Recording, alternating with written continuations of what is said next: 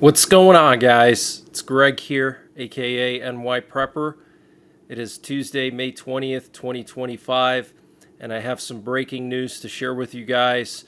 Right now it is 16:21 Eastern Time here in the United States, and we have some major breaking news coming in from Eastern Europe.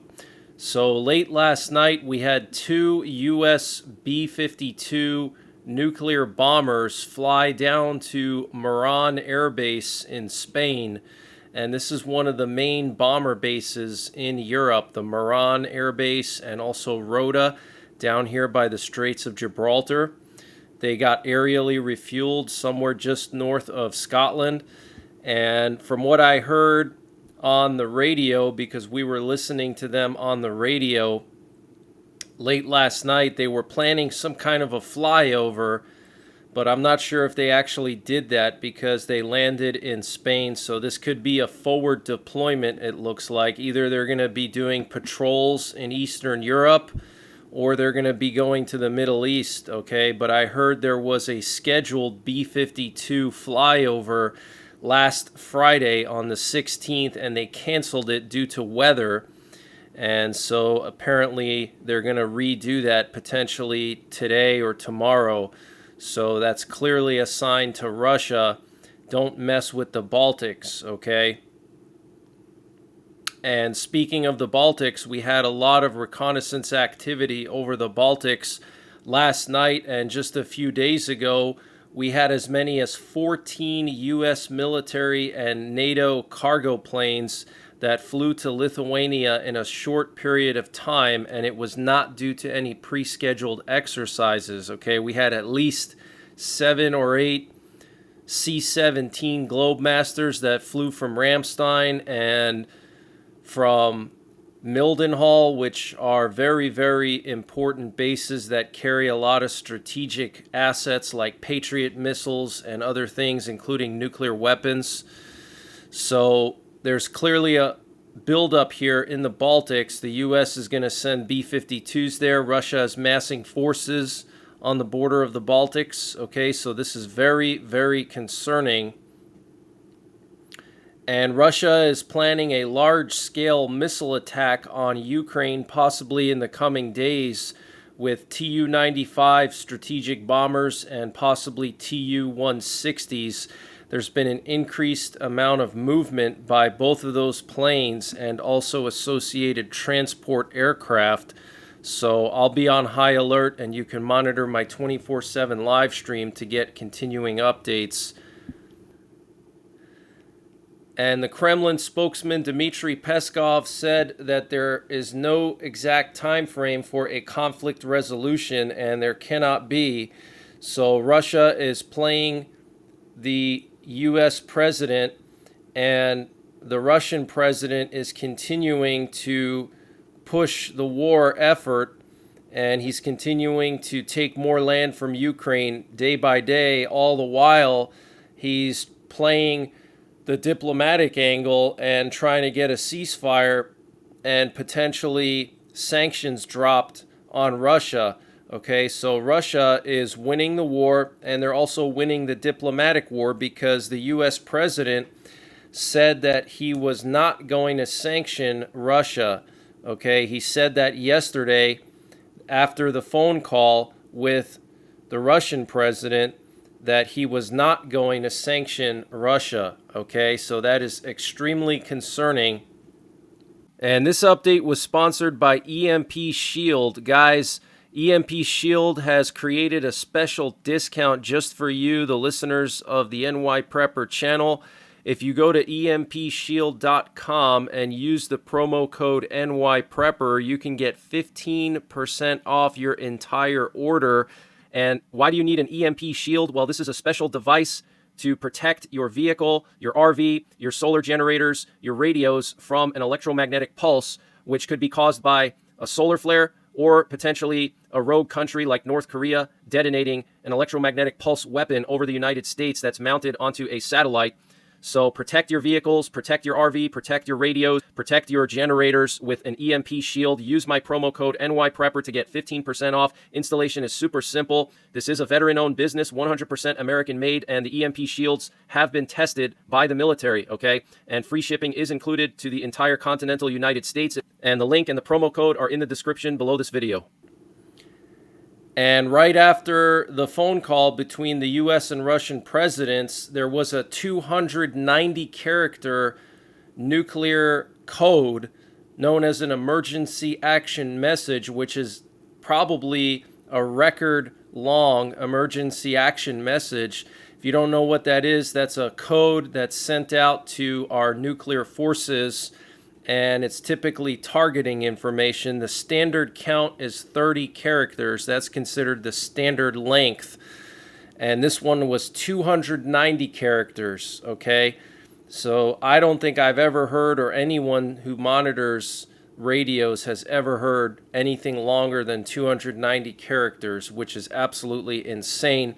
Also, the Russian nuclear war frequency, known as the Russian buzzer, transmitted a code of their own right after the phone call between the US and the Russian president. So very, very concerning. And I want to show you guys all the reconnaissance building up in Eastern Europe. So here you can see a Swedish reconnaissance plane patrolling northern and eastern Poland, a private reconnaissance plane circling Kaliningrad. We had multiple Russian doomsday planes airborne late last night for some reason. Here you can see a Tupolev Tu-14PU, a Tupolev Tu-14 SUS, an Ilyushin 96-300, a Tupolev Tu-14. These planes are all part of the doomsday squadron for the Russian president. Okay, these are communication relay planes and airborne command posts. Okay, and they were going to various parts of Russia last night. Here you can see more of them. So I'm not sure what was going on, but there were like 7 or 8 of these last night. Some went to Sochi, some went to St. Petersburg, some went to Siberia. Looks like a dispersal of VIPs for some reason. And maybe that's because they're planning some kind of big attack later this week and they want to scatter the VIPs before the attack. And then here we have another Russian doomsday plane that went to Sochi. And then here we have some U.S. reconnaissance activity. You can see a P-8 Poseidon with the U.S. Navy doing multiple loops off the coast of Kaliningrad. This is a sub-hunting plane. They can detect subs underwater, okay? And it was looping very low, flying very low here off the coast of Kaliningrad. And at the same time, we had this AWACS plane from NATO doing this massive patrol north to south, looking into Russia and Belarus. I've actually never seen one of these NATO AWACS planes do this type of a patrol, this elongated patrol like this, okay? So something is really brewing here, guys. I think Putin is going to invade the Baltics. And then we had multiple British aerial refuelers that left the UK and went to Cyprus, 3 of them for some reason. And Iran's supreme leader said he does not expect negotiations with the US over Tehran's nuclear program to reach a conclusion as Washington toughens its conditions for a deal. And this is what the leader said. He said, during the former president's time, there was also indirect negotiations that didn't result in anything, and now we also doubt we will reach a conclusion, and we don't know what will happen, he was cited as saying on his website. He also called the U.S. demand that Iran not enrich uranium a big mistake, saying that Tehran won't wait for American permission. Addressing American negotiators, he added, try not to talk nonsense. Wow. So Iran's supreme leader taking a dump on the U.S. president and his peace negotiation efforts, his nuclear deal efforts. Absolutely insane. And the U.S. president said that he trusts the Russian president and won't sanction Russia, but is prepared to back away from peace talks. He said, because I don't think there's a chance of getting anything done if you do something like that. You could also make it much worse, okay? So he's prepared to basically drop the peace talks, but not sanction Russia, not punish Russia. That is absolutely insane, and that's giving Russia the green light, and I think Russia will invade the Baltics. It's going to happen sometime this year or early next year, okay? And we also know that Russia is planning a massive summer offensive in Ukraine this summer, okay? And the U.S. removed all of the B-2 stealth bombers from Diego Garcia, so it looks like the massive bombing campaign on Iran is likely not going to happen unless Israel takes the first step. And in that case, we now have B-52s that replaced the B-2s, but the B-52s do not have the same capability as the B-2s because the B-2s are stealthy and they can carry the massive ordnance penetrator, which is a 40,000-pound bunker buster that can penetrate through hundreds of feet of solid concrete. Okay, and that's what would be needed to take out the underground missile locations and nuclear sites in Iran. The B-52s are not capable of that. They can only carry air-launched cruise missiles that they can fire from standoff distances, because if they were to fly right over Iran, they would get shot down. So they have to launch cruise missiles with a long range from far away, and those cruise missiles can't carry large warheads, only a few hundred-pound warheads, which are not enough to do major damage to any of those facilities unless they had nuclear warheads on them, but we're not going to do that. So this is clearly a sign that the U.S. is not planning to strike Iran, okay? And Iran's foreign minister said Tehran will continue its uranium enrichment program regardless of whether a nuclear deal with the U.S. is reached, just hours after the U.S. administration slammed any form of enrichment as a red line. The Iranian foreign minister said U.S. officials were free to say whatever they wanted on TV, but Iran will never deviate from its goal of enriching uranium, which Tehran insists is meant for nuclear energy plants rather than bombs. If the U.S. is interested in ensuring that Iran will not have nuclear weapons, a deal is within reach, and we are ready for a serious conversation to achieve a solution that will forever ensure that outcome. Enrichment in Iran, however, will continue with or without a deal, according to the Iranian foreign minister. So they're going to continue to enrich uranium. That's what the supreme leader of Iran said. That's what the foreign minister said. And we're trying to make a deal with these people. Absolutely insane. And the Houthis announced today that they're going to start a naval blockade of the Israeli port of Haifa. So the Houthis are going to start striking Haifa with missiles. They launched 3 missiles just the other day, okay? And the U.S. president threatened to withhold aid to Israel if Israel did not end its war in Gaza. And France, the UK, and Canada threatened Israel with concrete measures if it did not end its offensive in Gaza and unblock humanitarian aid. And after several months of work, the Romanian parliament approved a draft law allowing the Romanian army to shoot down foreign aircraft or drones that enter the country's airspace without permission. So now the Romanian army can act independently and shoot down Russian drones or missiles that stray into Romanian airspace without approval from the Romanian president, okay? And we know that Romania has already had probably half a dozen or more drones fly into their country and crash, okay? And it's so bad that Romania has actually built concrete shelters for residents that live right next to the Ukrainian border, okay? And Iran may have jammed vessel navigation systems in the Strait of Hormuz in order to set conditions to seize vessels that inadvertently enter Iranian territorial waters as a result of navigational issues.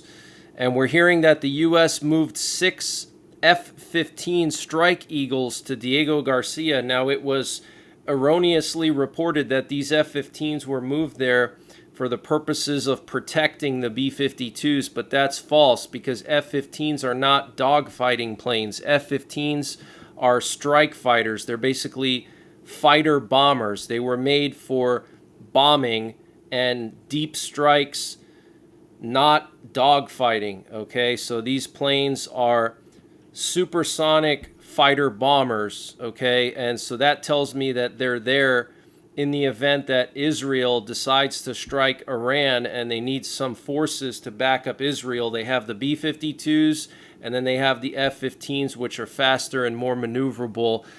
But they both basically are like a bomber built into a fighter jet, okay? And China's Maritime Safety Administration issued a navigational warning for live fire activity in the Taiwan Strait that's going to last through the next 2 days. Now, tomorrow, the U.S. is going to be test firing a Minuteman III ICBM. I'm going to try to cover that live, but the thing to watch out for with that test is to see how many re-entry vehicles they use in the test. Because under the START II treaty that we signed with Russia in 2008, I believe, or no, 2012, we can only have one warhead per Minuteman missile, okay? But the Russian president backed out of the START II treaty, and we did do a test with 3 re-entry vehicles last year. So if we do another test with 3 re-entry vehicles, it means that we're up-arming all of our Minutemans from 1 warhead to 3 warheads each, which is their maximum capacity. So be on the lookout for that. And Denmark received a batch of 4 American F-35s, and a group of participants from several U.S. agencies took part in a first-of-its-kind exercise that tested their preparedness for a severe solar storm, revealing major cracks in scientists' ability to forecast space weather. Absolutely insane. And we had 2 volcanoes erupt this week. We had the Luwatabi Laki-Laki volcano in Indonesia, and then the Merapi volcano in West Sumatra. And here we have a map showing where these live fire exercises are taking place in the Taiwan Strait, just south of the Taiwan Strait. And interestingly, late last night, we had a U.S.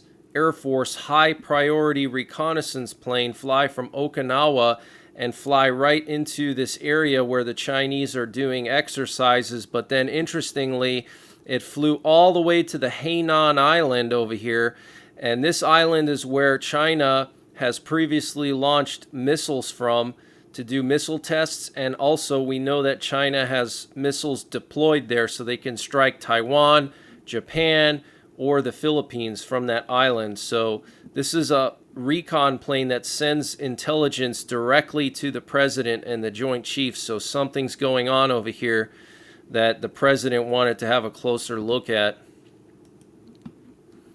And here we have some North Korean heavy artillery in Ukraine. Okay, look at the size of this gun. This is a 170 millimeter gun. Absolutely massive cannon, okay? So this is long-range artillery from North Korea. North Korea has thousands of these pointed at South Korea. They have some of the best long-range artillery in the world because part of North Korea's strategy with South Korea is they would launch thousands of these rockets at Seoul, the capital, okay, with these long-range artillery pieces. So we have North Korea in Ukraine. We have China in Ukraine, okay. Ukraine captured Chinese soldiers a few weeks back. And then, of course, we have NATO forces in Ukraine as well. So this is the beginning stages of World War III, guys, okay. But that's the latest breaking news that I have. I might be back later on tonight with a live update.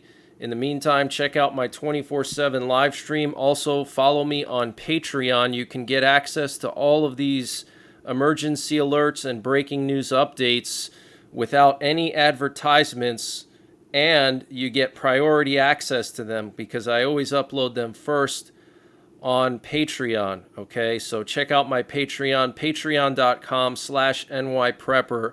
And until the next time, take care, God bless, and don't forget the 3 P's: prepare, practice, and persevere.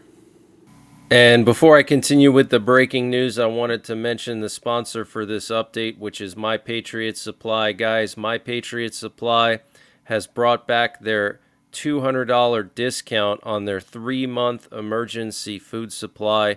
And to get the discount, you got to go to preparewithnyprepper.com, and the link is in the description below this video. That's prepare